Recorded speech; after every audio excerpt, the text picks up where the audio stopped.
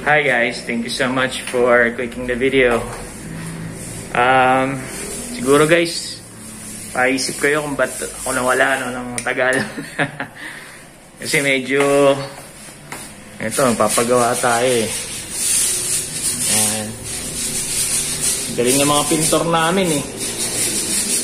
So ito, napit na matapos, pero wala, kailangan ng time.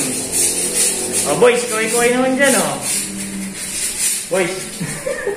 Ayan, mga sa ano namin eh, vlog namin eh. So konti na lang, tapos nito guys, kung matapos ko na tong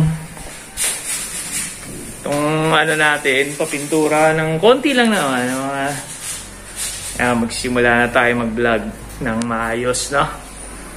So anyway,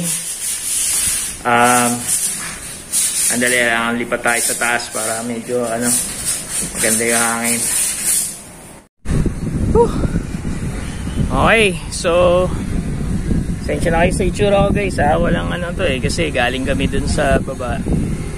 Pinipilit kong matapos para iba na rin kasi kami nagbabantay, no? So yun lang guys, gusto ko lang mag-update naman regarding sa importance guys ng first job nyo sa call center, no? Kasi mga iba parang pag nahirapan ng una, resign na, ayaw na bumalik, which is very wrong, no?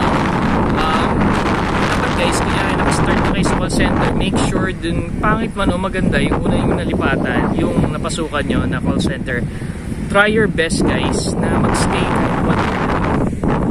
para may malins kayo na papers na may experience na kayo. Kasi guys, yung importance ng 1 year, okay? Pag naka 1 year ka sa call center, it can open doors for you eh. Maka-open na sa'yo yung health account, ganyan, yung mga magaganda kasi ngayon, mga health account, telco account. Yeah, in which maybe I'll do a vlog ulit regarding about that. Yun lang guys, so huwag kayong mag-resign. Kunyari na-stress kayo, just stay there for a year. Kung mababa man yung sweldo, tiisin nyo na muna for a year. Lalo na sa Manila guys. Sa Manila ngayon, ang dami kong nakukuha ang reports ng gaganda ng mga accounts. Sa Manila, kasi ako ay Iloilo, medyo, honestly speaking guys, medyo pigil dito yung perahan eh. Okay? But kung nasa Manila ka, yun talagang gaganda ng mga basic, ang gaganda ng mga offers. And it will, pag naka 1 year na kayo na trabaho sa call center, that's the time guys that you could actually have yung mga best jobs talaga na makukuha, na may mga 30,000 na mga basic, mga ganun. Di ba ang ganda? Kaysa umalis ka kagad, nag 6 months ka, tapos babalik ka na naman, tapos gaganon na naman. So, mahirapan ka talaga guys. Hindi maganda yung ganon. Okay, oy guys, dahil lang umulan eh. Okay.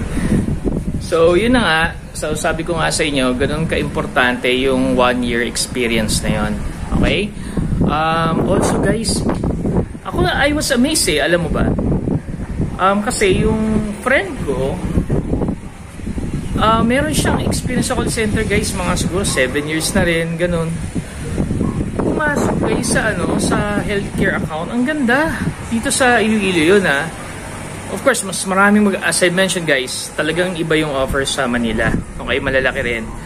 Pero dito guys, talagang yung, alam mo yung 2 interview lang. Tapos, they base it all sa experience mo. Right? And of course, kung mapasahan mo yung training. Pero sabihin mo i-hire ka guys, dalawang questions lang. Diba? Gano kaganda, diba? I mean, but mapupunta sa'yo yun, yung ganong klaseng situation guys, if you have the experience. Okay? So, kung wala kang experience, wala yun. Alright? So, that's it. Basically it for now. Guys, opener lang to. As you can see, medyo busy pa tayo. Malapit na matapos yun. And, I'll try to make a lot of vlogs na, siguro. Okay. Totohanan na to. Anyway, guys, thank you so very much. See you again next time. Bye for now.